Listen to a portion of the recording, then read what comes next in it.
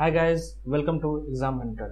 सो जो 66वीं मेंस होने वाला है इस महीने के लास्ट में, तो बहुत का डिमांड था कि सर कुछ एक्सपेक्टेड जो है गेस क्वेश्चन जो है उसको बताने के लिए। ठीक है, तो आज हम लोग GS1 के बारे में डिटेल में देखेंगे कि कौन कौन से क्वेश्चन को करके जाना ही जाना है जो हाई चांस से पूछे जा सकते हैं। ठीक है, तो अगर GS1 को देखोगे तो 3 भागों में बांटा गया है। ठीक है ना, एक है हिस्ट्री वाला भाग, और एक है IR करंट वाला भाग, और एक है स्टैटिस्टिक वाला भाग। ठीक है, तो देखो हिस्ट्री में क्या है कि सबसे पहला क्वेश्चन जो पूछ सकता है टेक्निकल एजुकेशन से। टेक्निकल एजुकेशन से अगर आप देखोगे तो 65वां में एजुकेशन से पूछा है, सिर्फ एजुकेशन से पूछा है, टेक्निकल एजुकेशन से नहीं पूछा है। तो इस पर आप तैयार कर लेना। ठीक है, और टाइम फ्रेम कभी भी दे सकता है। टाइम फ्रेम मतलब मान के चलो कि दे सकता है कि 1857 से लेकर 1914 तक कुछ भी दे सकता है टाइम फ्रेम। तो बिहार में टेक्निकल एजुकेशन का विकास कैसे हुआ है उस पर आपको करना पड़ेगा। हाई चांस है ये क्वेश्चन पूछा जा सकता है। देखो इसमें से आपका एक क्वेश्चन फंसना पक्का है। आर्ट एंड कल्चर में से आपको 65वां में क्या है, बिरसा मुंडा पर पूछ लिया गया था। बिरसा मुंडा पर पूछा गया था, और उसमें क्या बोला गया था कि बुद्धिज्म के with special reference to Buddhism. ठीक है, और 64वां में देखोगे आप तो 64वां में पूछा गया है मौर्यन आर्ट पर।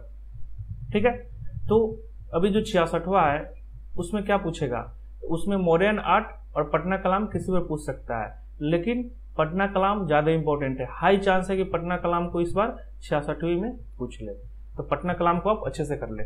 ठीक है, अब नेक्स्ट क्वेश्चन जो है रिवॉल्ट से है। देखो अब इससे क्वेश्चन जनरली पूछे जाते हैं, 65वां में एक क्वेश्चन नहीं पूछे गए थे। ठीक है, तो इस बार हाई चांस है कि इस दोनों में से, या एक और है कि अन्य जनजाति मूवमेंट, एक और ऐड कर लो आप, अदर ट्राइबल रिवॉल्ट, जिसमें छोटे छोटे जो है वो पूछे जाते हैं।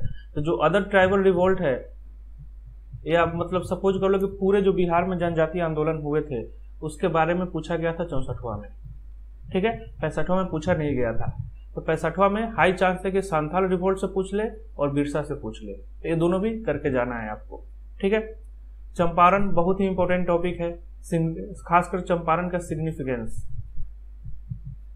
वो कर ले आप। सिविल डिसओबीडियंस मूवमेंट कर ले। ठीक है ना, सिविल डिसओबीडियंस मूवमेंट अब बिहार के संदर्भ में करें। किसके संदर्भ में करना है, बिहार के संदर्भ में करना है, क्योंकि क्वेश्चन पूछ लिया जाता है कि सिविल डिसओबीडियंस मूवमेंट जो था, जो गांधी जी स्टार्ट किए थे, जिसको बोलते हैं सविनय अवज्ञा आंदोलन, इसका बिहार में क्या रोल रहा है। तो बिहार के संदर्भ में करना है, इंडिया के संदर्भ में करना ही करना है, बिहार के संदर्भ में करना है। नेक्स्ट पूछ सकता है क्विट इंडिया मूवमेंट। ये बहुत ही इंपॉर्टेंट है, बहुत सालों से पूछा नहीं जा रहा है। 64वां में भी नहीं पूछा गया था, 65वां में भी नहीं पूछा गया था। हाई चांस है 66वां में पूछ ले। खासकर इसमें एक टॉपिक है आजाद दास्ता। इसमें एक टॉपिक है आजाद दास्ता, उसको कर ले आप। आपको अगर जितने भी टॉपिक है ना, सारे का नोट्स जो है ना टेलीग्राम पर हम अपलोड कर देते हैं, टेलीग्राम पर अपलोड कर देते हैं। तो अगर आपको चाहिए तो डिस्क्रिप्शन में जो टेलीग्राम का लिंक है उससे आप जुड़े। ठीक है ना, वहां पर आपको मिल जाएगा। ठीक है, तो यहां पर देखोगे दोस्तों, यहां पर देखोगे तो हमें हिस्ट्री में कितने क्वेश्चन करने होते हैं। हिस्ट्री में हमें 3 क्वेश्चंस करने होते हैं। तो हाई चांस है कि जो मौर्य आर्ट और पटना कलाम से एक क्वेश्चन आपका फंस जाएगा। पाला तो पूछ चुका है। ठीक है, और साथ ही साथ एक और आप थोड़ा बहुत देख लेना जिसमें ऐसे टाइप का आ जाएगा, मधुबनी पेंटिंग। मधुबनी पेंटिंग, ठीक है ना, कैसे क्वेश्चन आ सकता है ना कि जैसे पिछले बार आ गया था 64वां में भी देखोगे तो आ गया था कि इतने वर्ड्स में लिखे ABCD, ऐसा करके क्वेश्चन पूछा जा सकता है। तो पाला आर्ट तो पूछ चुका है। हाई चांस है कि पटना कलाम पूछने का, बहुत साल से पूछा नहीं है। मौर्य आर्ट 64वां में पूछ लिया था। ठीक है ना, तो पटना कलाम पूछा जा सकता है, या मधुबनी पेंटिंग भी पूछ सकते हैं। एक क्वेश्चन आपका इससे निकल जाएगा। एक क्वेश्चन आपका रिवोल्ट से निकल जाएगा। रिवोल्ट में कौन कौन है, संथाल रिवोल्ट है, बिरसा रिवोल्ट है, और अदर ट्राइबल रिवोल्ट है। ये तीनों का नोट्स डाला जा चुका है टेलीग्राम पर, इससे आपका एक क्वेश्चन निकल जाएगा। ठीक है, उसके बाद चंपारण है, इंपॉर्टेंट टॉपिक है, हमेशा पूछा जाता है। आप देखोगे तो चंपारण 63वां में भी पूछा था, 64वां में भी पूछा था, तो पूछ सकता है। 65वां में नहीं पूछा था, तो हो सकता है कि इसको रिपीट कर दे।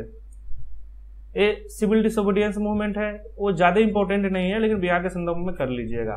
क्विट इंडिया मूवमेंट पूछा जा सकता है। तो दो तो आपको इससे निकल गए, बाकी आप एक किसी से भी निकल सकता है। टेक्निकल एजुकेशन हो गया, चंपारण हो गया, सीडीएम हो गया, क्विट इंडिया मूवमेंट हो गया। और आगे देखो, अब इस 3 में से एक आने का हाई चांस है। इस 3 में से एक जरूर पूछा जा सकता है। गांधी के बारे में पूछा जा सकता है, गांधी के जो रोल थे, इनका जो आइडियाज थे, इसके बारे में पूछा जा चुका है। इसके बारे में नोट्स टेलीग्राम पर हम डाल दिए हैं, वहां भी आप जाके देख सकते हैं। ठीक है। नेहरू के बारे में पूछा जा सकता है कि मॉडर्न जो इंडिया को बनाने में हेल्प कैसे मिला। टैगोर का जो आइडिया है, खासकर नेशनलिज्म का, राष्ट्रवाद का, वो पूछा जा सकता है। ठीक है। तो बहुत ही आसान है हिस्ट्री। 3 क्वेश्चन करना है हमें। एक तो आपका मूवमेंट से आ सकता है, हाई चांस है, जो इंपॉर्टेंट वही बताया जा रहा है। एक है आपका आर्ट एंड कल्चर से आ सकता है, एक जो नेहरू गांधी एंड टैगोर से आ सकता है। ठीक है।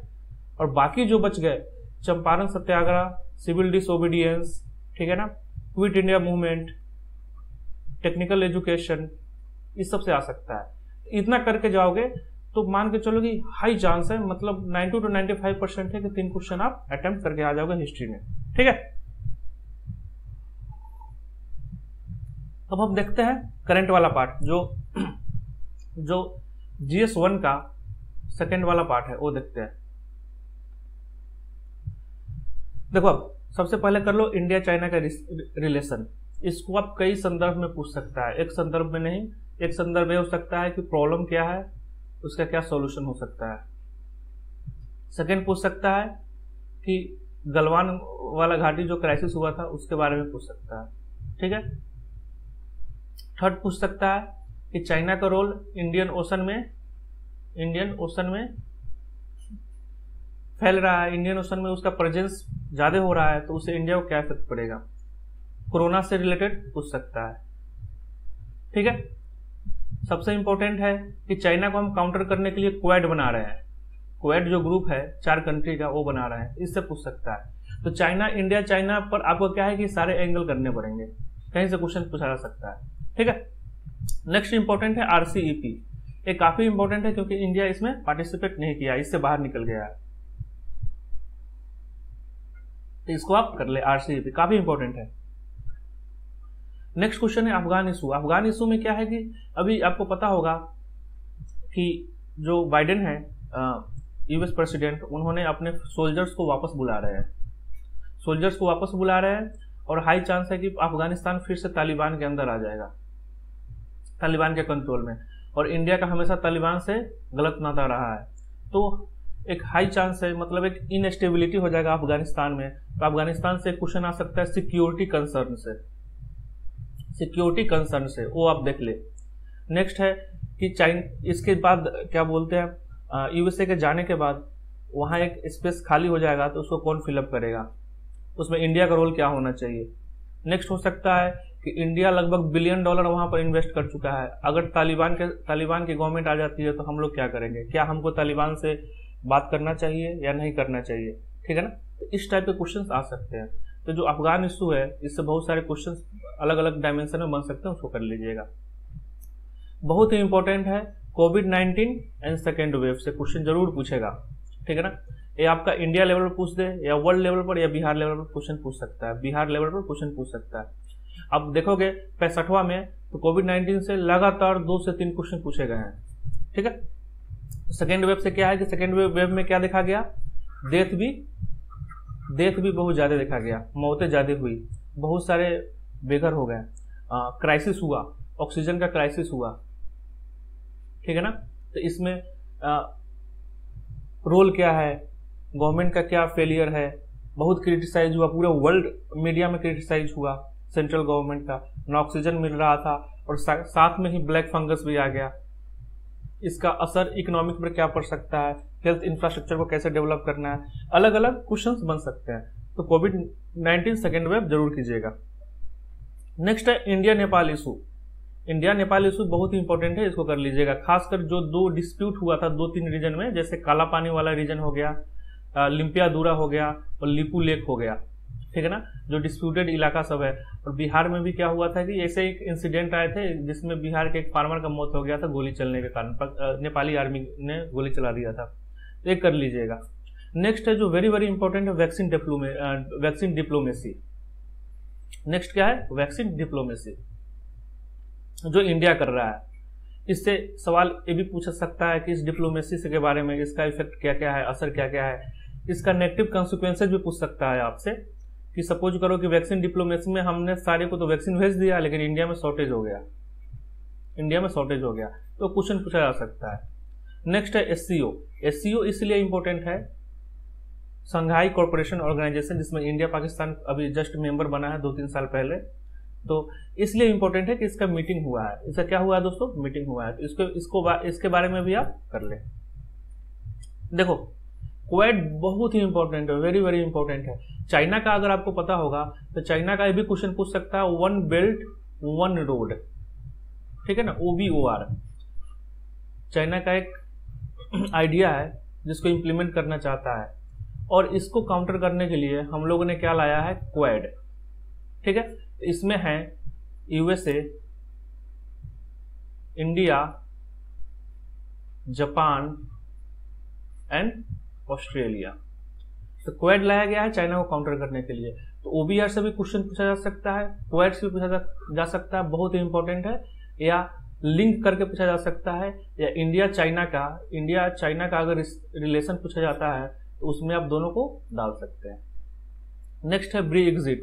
वही ब्रिटेन जो बाहर हुआ है यूरोपियन यूनियन से, तो काफी न्यूज में था, वो क्वेश्चन पूछा जा सकता है। नेक्स्ट है म्यांमार कूप। अभी आपको पता होगा कि म्यांमार में तख्ता पलट हुआ है जिसमें आर्मी ने कैप्चर कर लिया है, ठीक है, और डेमोक्रेटिक गवर्नमेंट जो थी अंग सन सू की थी उसको डिटेन कर लिया गया है। तो म्यांमार कूप भी पूछा जा सकता है। खासकर रोहिंग्या क्राइसिस भी हुआ था, तो वो अभी इंपॉर्टेंट नहीं है, लेकिन इसको आप देख लीजिएगा म्यांमार कूप के बारे में। और इसका चांस कम है, ज्यादा चांस नहीं है, क्योंकि अभी फिलहाल एक घटना घटी है और आई थिंक BPSC ने पहले ही क्वेश्चन सेट कर लिया होगा, लेकिन आप कर ले। इजराइल पैलेस्टीन इशू जो अभी हुआ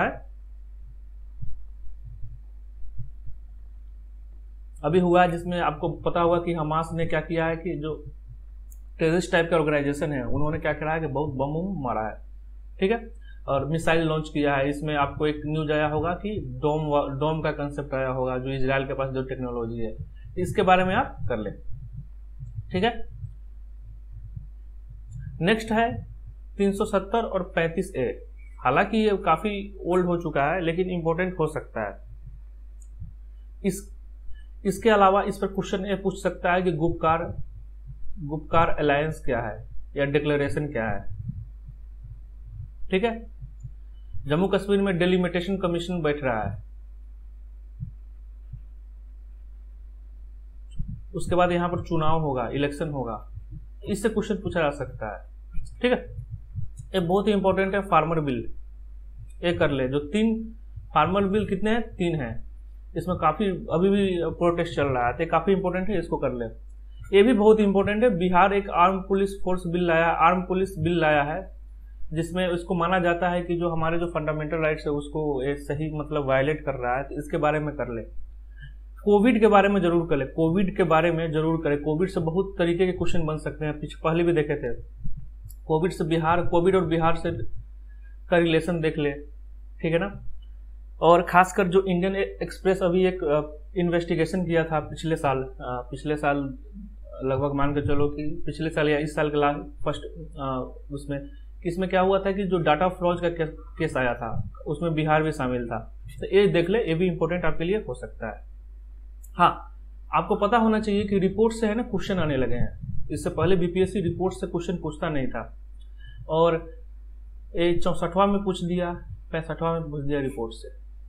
तो जब देखो जनरली रिपोर्ट को क्या है ना कि हमें अगर सपोज करो कि आपको हिस्ट्री में 3 क्वेश्चन निपट जाएंगे, उसके बाद IR में अगर 3 क्वेश्चन सही आपको आ जाते हैं और रिपोर्ट वाला एक्स्ट्रा बच जाता है, तो रिपोर्ट वाला को टच ना करें, क्योंकि इसमें अब 4 पेज लिखना काफी मतलब बहुत ही डिफिकल्ट है।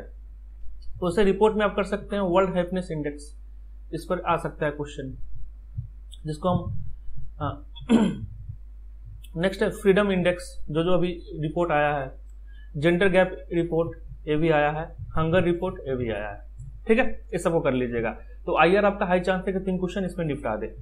लास्ट में आया है, लास्ट में जो बचता है स्टैटिस्टिक्स, उसमें क्या है ना कि 2 क्वेश्चन पूछे जाते हैं, एक ग्राफ से पूछे जाते हैं, एक पाई चार्ट से पूछे जाते हैं। तो अगर आपको क्वेश्चन की कमी हो रही है या अगर आप प्रैक्टिस करना चाहते हैं क्वेश्चन, अगर आपको चाहिए क्वेश्चन, तो आप टेलीग्राम पर जुड़े, वहां पर आपको इतने सारे क्वेश्चन, बहुत सारे क्वेश्चन हम डाले हैं जिससे आपका प्रैक्टिस होते रहेगा, ठीक है। तो हम 3 क्वेश्चन हिस्ट्री से आसानी से निकाल लेंगे। 3 क्वेश्चन हमको आईआर वाला सेक्शन से निकालना है, तो उसमें से आप 3 क्वेश्चन निकाल सकते हैं। वो थोड़ा डिफिकल्ट, हिस्ट्री तो एक सिलेबस बाउंड है तो हमें आसानी से निकल जाता है, और आईआर है वो कहीं से पूछ सकता है, किसी को कोई आइडिया नहीं रहता है, लेकिन हमने जो डिस्कस किया डेट इज इंपॉर्टेंट, वो इंपॉर्टेंट है, तो वहां से आप 3 निकाल सकते हैं, ठीक है। और 2 आपको स्टेट्स करने होंगे। अब ध्यान दीजिए, अब एक बात ध्यान दीजिए, बहुत ही इंपॉर्टेंट है, क्वेश्चन को कैसे डील करें। तो सबसे पहले आपको स्टैटिस्टिक्स बनाना है। हमेशा जब पेपर स्टार्ट होता है तो सबसे पहले आपको स्टैटिस्टिक्स, उससे जो स्टैट्स वाले मैथ वाले क्वेश्चन है उससे स्टार्ट कीजिएगा। नहीं तो GS1 इज ऑल अबाउट क्या होता है कि टाइम मैनेजमेंट, ठीक है। और लास्ट में इसको कोशिश कीजिएगा कि दोनों को 45 से 1 घंटे के अंदर में बन जाए। उसके बाद लास्ट के 2 घंटे जो बचेंगे उसमें आप GS1 के जो हिस्ट्री वाला सेक्शन है और आईआर वाला सेक्शन है उसको लगाएं। ध्यान रहे कि इसको पहले लगाइएगा, अगर इसको पहले नहीं लगाइएगा, इस दोनों को पहले लगाइएगा, तो हो सकता है कि आपके पास टाइम कम बचे और आते आते क्वेश्चन छूट जाए। तो बहुत ही इंपॉर्टेंट है कि स्टेट्स को आपको पहले लगाना है। फिर हम मिलेंगे सेकेंड, जो GS सेकेंड है, उसके इंपॉर्टेंट टॉपिक के साथ क्या क्या पूछे जा सकते हैं। इस चैनल को देखने के लिए धन्यवाद। आपका दिन शुभ हो।